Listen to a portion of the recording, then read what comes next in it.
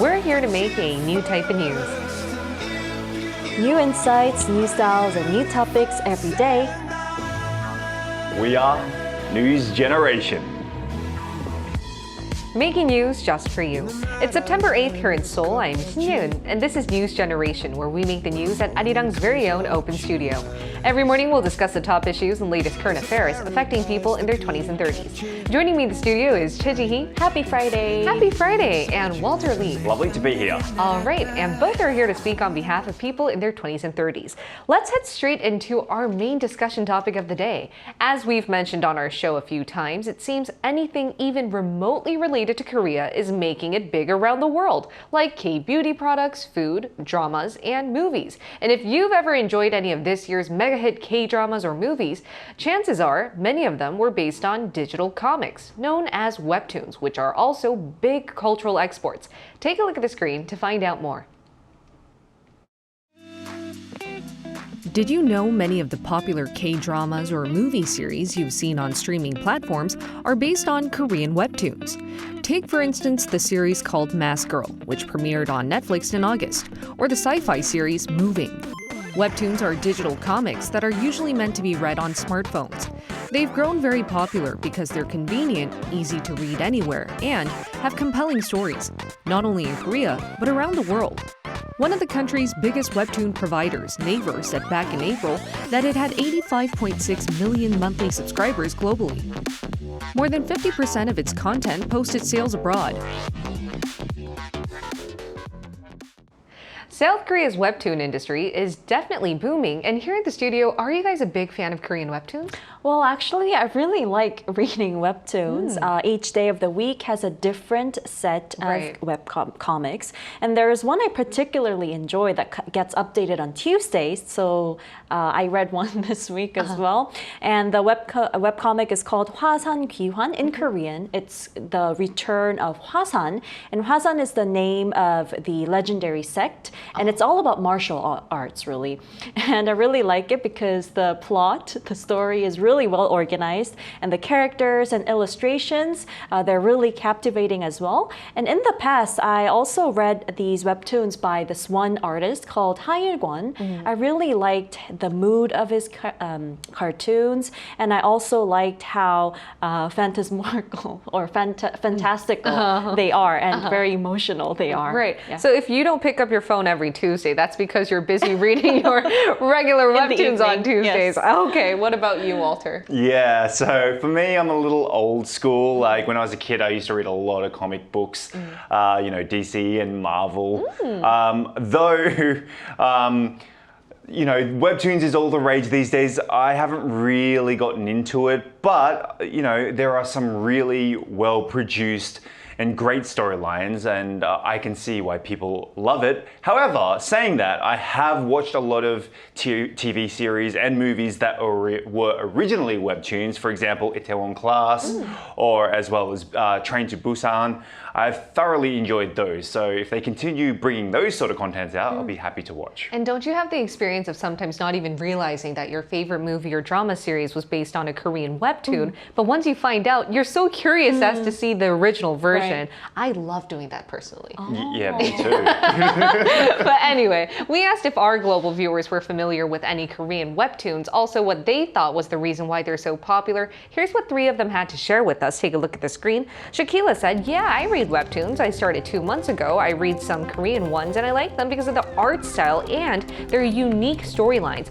Benny said, I did read some webtoons, and one webtoon I've read so far is True Beauty. I'm looking forward to another one called See You in My 19th Life. Moon Illumination said, I haven't looked lately, but when I searched, there weren't any Korean webtoons available in English. Well, for Moon Illumination, there are some webtoons that are being translated into English and other languages around the world, so hopefully you'll be able to find them. Then how exactly do you guys think that Korean webtoons, when do you think it started taking the global audience by storm, and how popular are they exactly abroad? Well, recently there's been a surge in global interest in Korean entertainment, and web cartoons are among the most popular, of course. This popularity has been covered by various foreign media outlets as well, and also recently Apple has partnered with one of the South Korean webtoon startups to bring its popular content to the Apple Books app, recognizing the potential for growth in the field.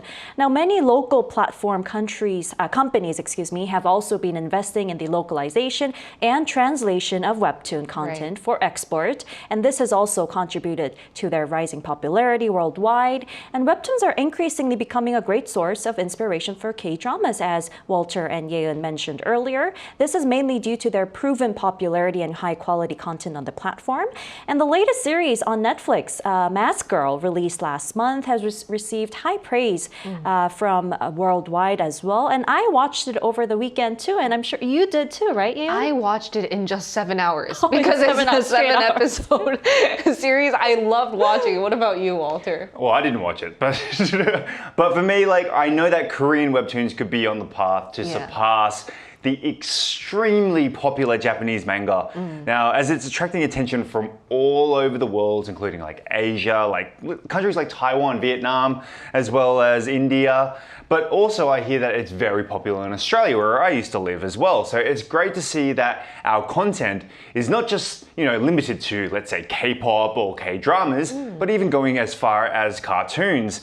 Now, this upward trend is, I think, due to the K-wave. I think people are just seeing anything Korean these days, and they just want to jump on top of it and just consume as much as possible.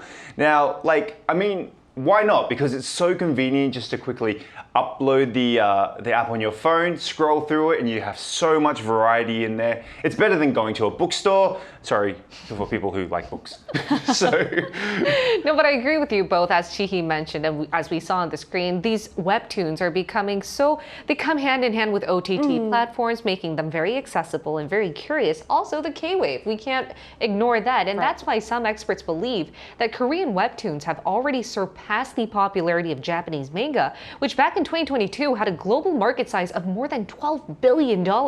And others are calling webtoons the next best cultural export besides K-pop. And I wanted to find out whether a living legend in the comics industry could see for himself the power and potential of Korean webtoons and artists. And actually, this is great news for you, Walter, because you said you're a big fan of Marvel series, right? So I was actually able to talk to the one and only Bob Layton, best known for creating Marvel characters like Iron Man and Ant-Man. He was visiting Korea for a comic book tour, so I met him up in person, and here's what he had to say.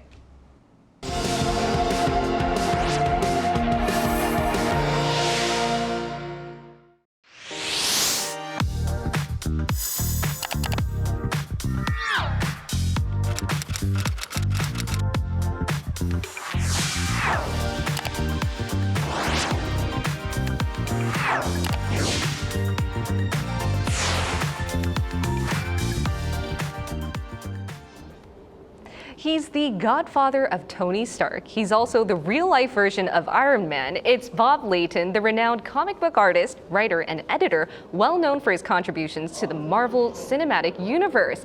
Now, he's made so many artworks, including the Iron Man, the Amazing Spider-Man, and the Avengers, but the list goes on and on. And today, I'll be speaking to him. Welcome, Bob. 만나서 반가워요. 만나서 반가워요. Now, Bob, what brought you to Korea? Airplane. Aside from an airplane, what brought you here? Oh, my love for Korean food, Korean cinema and television, my love of travel. This was the prime destination of my around the world trip. But during COVID, I started watching K-dramas and romantic comedies. And they made so many references to Iron Man in it. The way Americans refer to Superman or Batman, Koreans refer to Iron Man that way. And I said, I have to visit that place. I have to come there because I love Korean food too, even though it's very different here than in the States. Yes. So, but better. Yeah. So I was planning a round the world trip once COVID was over, and I've been in 7 countries. This is my 8th, and this one I saved for last because I wanted to stay here the longest. Right. So here I am. All right, and your love for Korea brought you here. And you mentioned Korean dramas and Korean food, but did any Korean comics or cartoons captivate your attention? Well, I'm very interested in learning more about them. I see an influx of Korean talent in the current Marvel and DC universes, and I've already met some of those creators while I was here. I am obviously OG, as you know, so. You're a legend. Yeah, I'm trying to. That only means I'm old. No, you're a living legend, nah. Oh no, but I'm very curious about because I know so many of the dramas that I've watched or the comedies have come from webtoons. Yes. And I did one of the very first webcomics ever in America. It was called Colony. It was a science fiction thing that ran in 2003 and ran for like 4 years. So it was one of the very early ones. So I want to learn more about it. So. Part of my trip here is educating myself as well as meeting people and signing autographs and getting them excited about the things I'm doing. A lot of people are, and that's why they're here. And I would now like to ask you, a lot of people look up to your work, especially a lot of Korean cartoonists and comic book artists. Any tips or advice you'd like to give them? Really? Yeah, of course. One, never listen to anybody. Because I know that's strange. No, but because everyone told me when I was growing up, you can't do this. You can't make a living at it. You got to get a real job. You got to follow your dream. Follow your dream. It's so important. Don't give up your dream. Dreams change sometimes, but the point of it is you have to pursue what your heart tells you to do.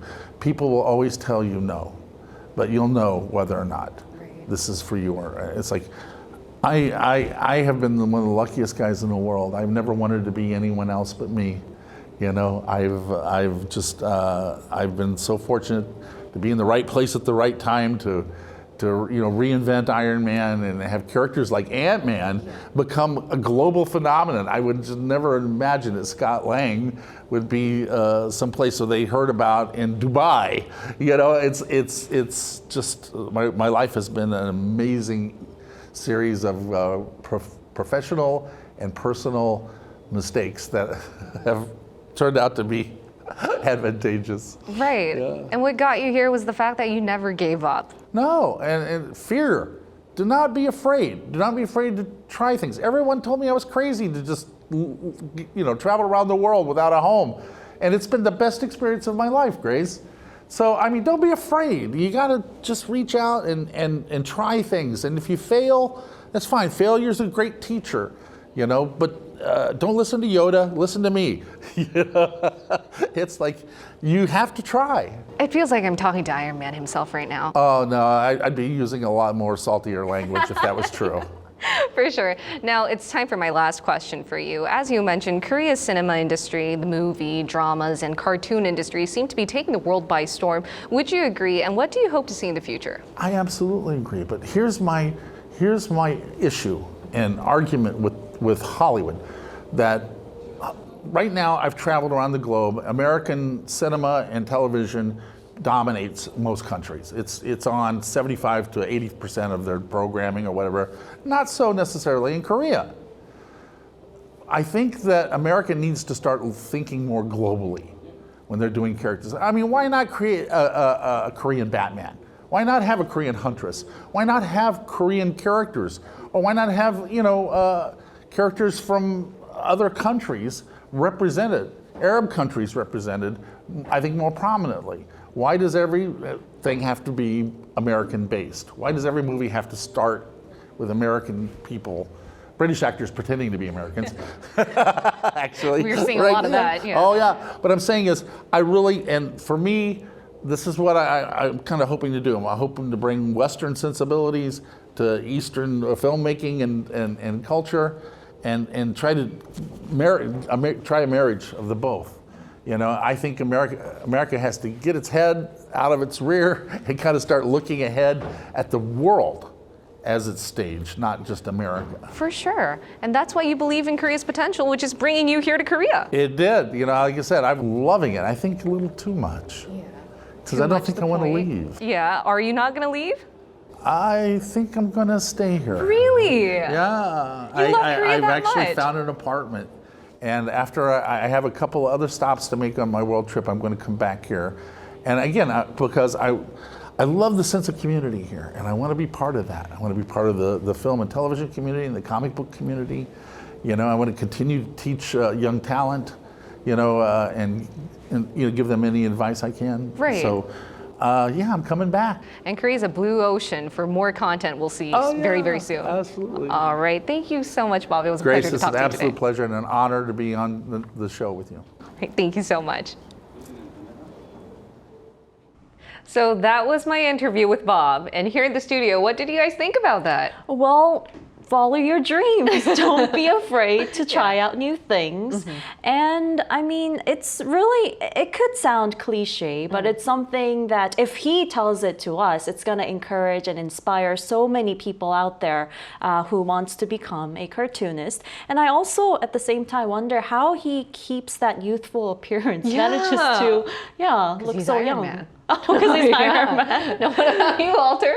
I can't believe you met Bob Layton. I'm so jealous right now because he created Iron Man, and I was such a big fan of Iron Man. I couldn't be, I just like, I don't want to look at you because I'm just so in awe of how good he was as an artist. And it's great to see him inspire people all over the world. He definitely inspired me to continue reading more Iron Man books. You know what, Bob? If you're seeing this, please call us up so you can have a personal appointment with Walter right I'd love to go to your house and talk about Iron Man. And all right, aside from the reasons Bob mentioned, why do you guys think that Korean webtoons are booming in popularity, you know, not only here in Korea, but around the world? Well, I think K-webtoons have gained much popularity worldwide for a reason similar to the popularity of BTS. Yes.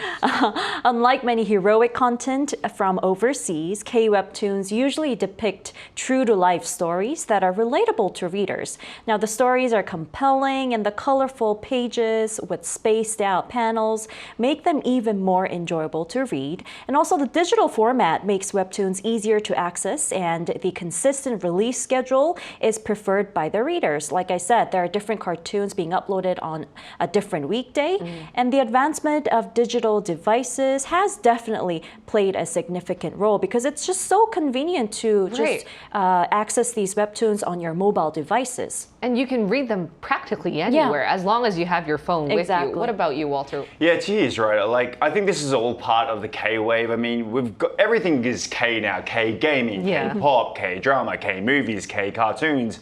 It's amazing what we're exporting at the moment. It's great for our country. So the variety of content is endless. Like, whenever I go on there, I don't know which one to pick because there's just so much content on it at the moment.